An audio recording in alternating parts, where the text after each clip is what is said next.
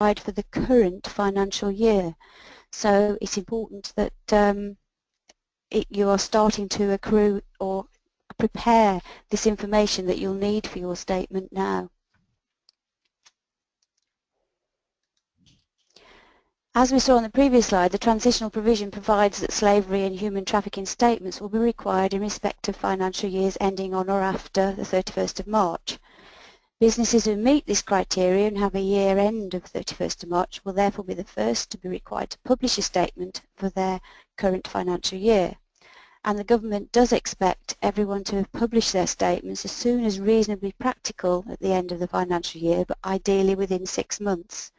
So that is not a lot of time to actually get this prepared. And the statement itself must be prominent on your website, in English, clear, and signed by a director. We will look at that in more detail as well. So who does it affect? So it's any organisation. The broadcast is now starting. All attendees are in listen-only mode. Structure are a corporate body or a partnership, carry on a business or part of a business in the UK, supply goods or services, and have an annual turnover of 36 million or more. However, if you supply to a customer who has this turnover, then you may be affected by it. So it's suppliers of goods and services to businesses who are caught into this category. Okay, excuse me, I think we need to restart. We've had a bit of a technical hiccup with the broadcast, I understand. So some of you have only just heard the first couple of slides. So let me just return to the beginning and start again. Apologies. We'll start, first of all, with the definition of modern slavery. So modern slavery is a term which covers slavery, servitude, forced and compulsory labour and human trafficking. For example, exercising ownership over a person, coercing or threatening someone to do work they would not do voluntarily, debt bondage and withholding passports. So debt bondage is where you arrange another person's travel with a view to them being exploited and then take loans to pay for that travel, and so they become trapped in debt bondage, especially when other charges such as accommodation and transport costs are added to the loan, resulting in them being unable to repay it. In addition, passports are often withheld as part of this arrangement. With the increasing globalisation of the economy, goods and services bought in the UK may have a long and complex supply chain extending across the world, including those where bonded or forced labour is common. But modern slavery also exists in the UK.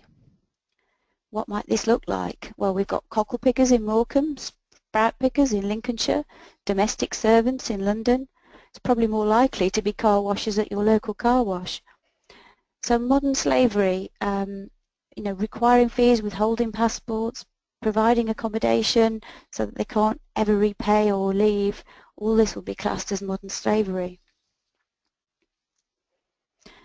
So the government's brought in the Modern Slavery Act. Section 54 actually sets out the details of the Act, which is the criminal offence of knowingly holding another in slavery, requiring another to perform forced labour and arranging and facilitating travel. It increases the penalties and strengthens the powers of police and border forces, consolidates existing offences for slavery and human trafficking, establishes an anti-slavery commissioner, and sets out the requirement for a statement each financial year, and we'll look at what the statement might need to contain later. So it's quite groundbreaking legislation here that I'm sure all of our other countries, particularly within Europe, are watching with interest. So from the Act, we now have two sets of regulations. The first one is the transparency in supply chains, and this defines large organisations as those with a turnover of 36 million or more, including any subsidiary undertakings. So please, if you do have a turnover of less than that, please don't switch off at the moment, because we're going to talk about how it might have much wider implications for many other organisations. And the other regulations we have are the Transitional Provision regulations, and these actually brought Section 54 into force on the 29th of October 2015 and set the key date of 31st of March 2016, so that those who have a financial year ending before that date won't have to do one yet, do not have to make one in respect of that financial year, but if your year end is the 31st of March or afterwards, then you will have to do one for the current year. So as we said, the transitional provision provides that these statements are required for financial years ending on or after the 31st of March this year. And you will therefore be the first people to publish a statement for their current financial year. And the government is expecting all organisations to publish them as soon as reasonably practical after the end of the financial year, but ideally within 6 months. And the statement has to be prominent on the website. It has to be accessible from the home page and clickable at one click away from it. It has to be in English, it has to be clear and signed by a director. So we said the businesses that are affected directly are organisations or those in any group structure that are a corporate body or a partnership. They carry on a business or part of a business in the UK, even if they're incorporated or formed elsewhere. They supply goods or services and have an annual turnover of 36 million or more, including any subsidiaries. But everyone may be affected, because if you supply to a customer who has this turnover, they may be requiring you to provide evidence that you are aware of the modern slavery and possibly even produce your own statement. Some companies are producing questionnaires and asking all their suppliers to complete these questionnaires, so you would need to have an understanding of the implications and what this means to be able to complete those satisfactorily. You may well be ethical, but what about your own supply chain? And you have the domino effect. So you could be a clothing retailer with shops in the UK, and that's fine. You're compliant. You know you're straight, and there's no modern slavery issue. You may use designers that are based in the Midlands, and you know they're absolutely fine as well. But what about if you produce the garments in Morocco using material from India and dye and beads from a factory somewhere else, with child workers and things like that? So it's going to be very hard for some people to actually obtain the statements from the entire chain to actually declare that they are free of modern slavery. Huge headache for larger employers because the supply chain is not always very transparent. Tesco are contacting all of their suppliers and making sure they sign to say they conform. Boots has 35,000 products from over 1,000 retailers, so it's quite a job for some of these large organisations. So be prepared even if you're not one of those larger groups. So let's look at the statement itself. So you have to produce a statement each financial year describing steps taken to ensure your operations and your supply chains are free from modern slavery and human trafficking. As I've said, it's easily accessible, must be easily accessible from the home page of the organisation's website. And statements are expected to be progressive. So the prominent link from the home page of the organisation's website, which can include part of an obvious drop-down menu, and government guidance suggests that you call it Modern Slavery Act Transparency Statement. If you don't have a website, you have to produce a copy of the statement within 30 days of any request. The progressive nature, it means you need to show actions taken during each relevant financial year, so it needs to show that there is an improvement. What should your statement contain? Well, there is no prescribed format because it's expected to reflect the nature of the organisation, its own supply chain, the sector, countries in which the business operates, and also steps taken already to prevent and how the organisation will measure and monitor. It does need to be tailored.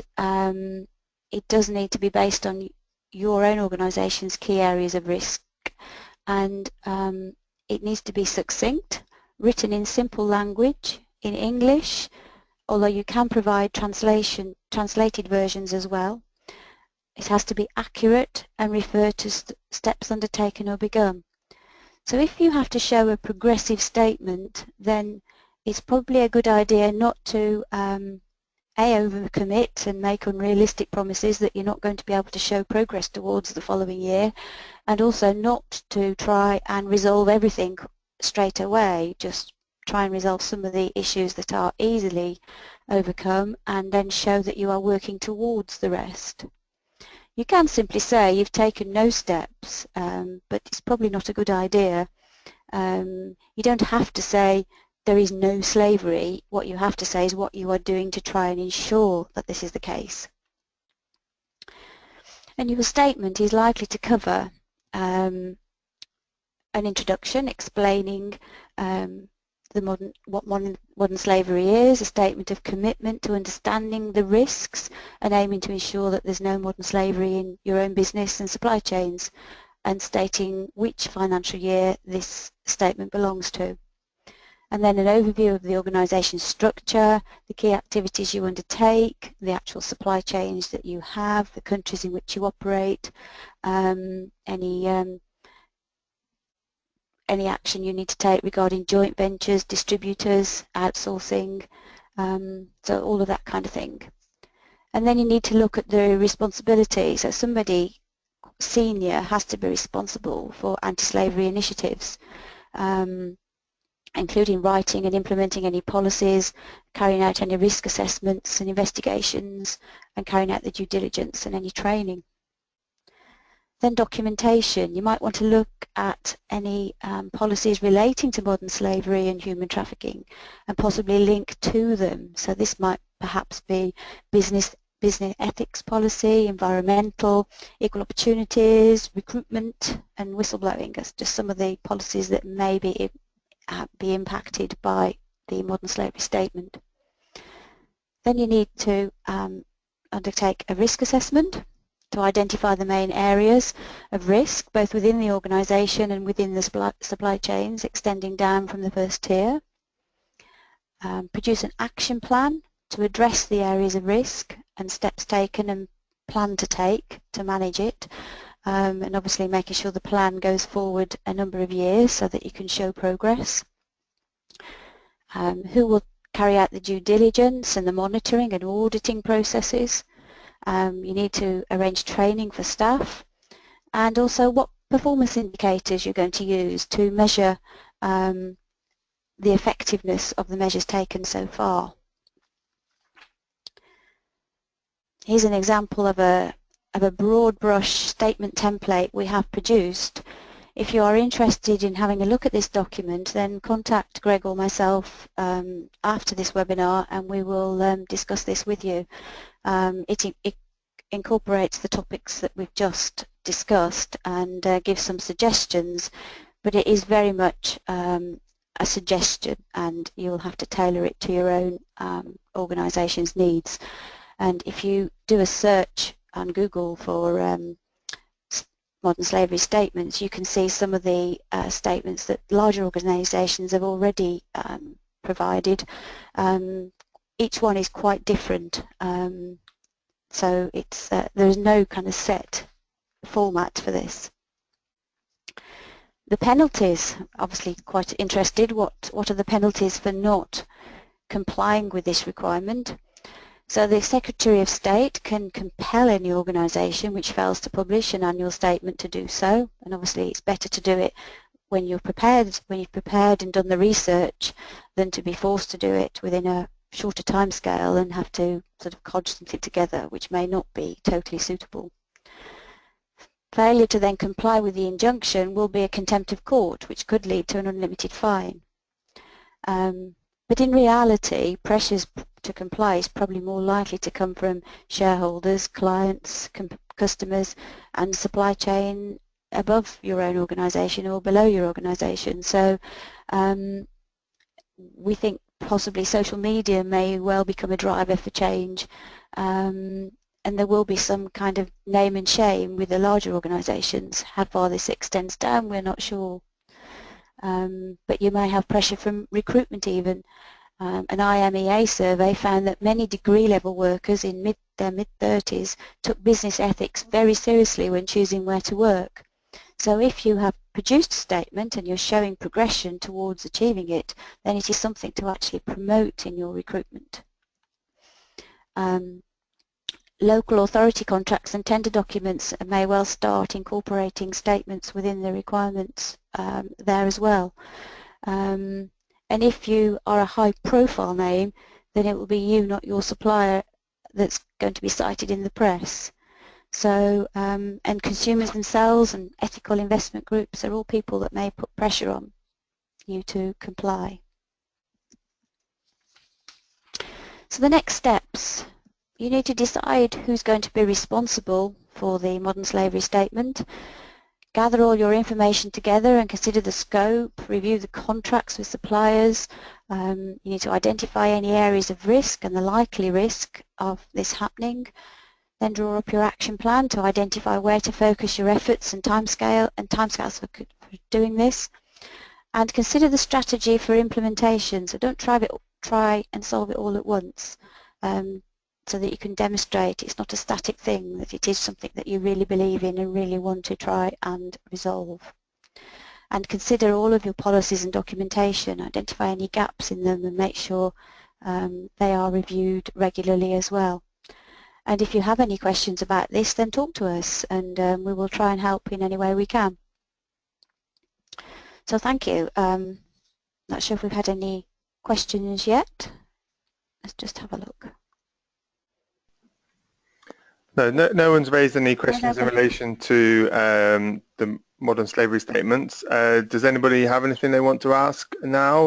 You can either raise your hand via the chat panel and we can unmute you, or if you want to send your questions in via the question panel, we can answer them directly as well.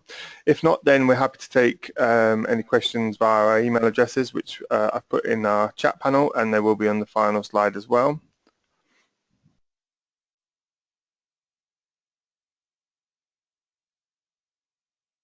So we've had a question from Joanne Meredith with regards to do we have an example of a questionnaire to send to suppliers?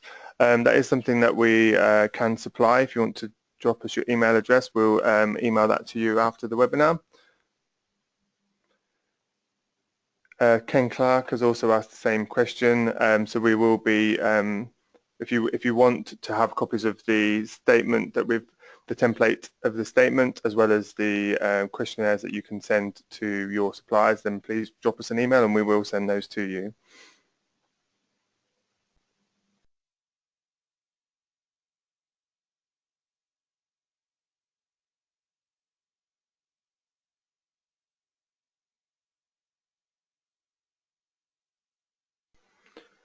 Okay, so this was a first in a series of webinars that we're going to be running as HR Solutions. There was a slight technical glitch at the beginning. It is our first one, so we will be improving on that. So we have another one scheduled for later this month, which again was a follow-up from our seminars that we ran earlier in the year. There will be an invite coming out shortly to that webinar. And it'll be scheduled for Monday the 27th of June at 1 o'clock. So look out for your inbox and please join us for our next webinar in the next couple of weeks.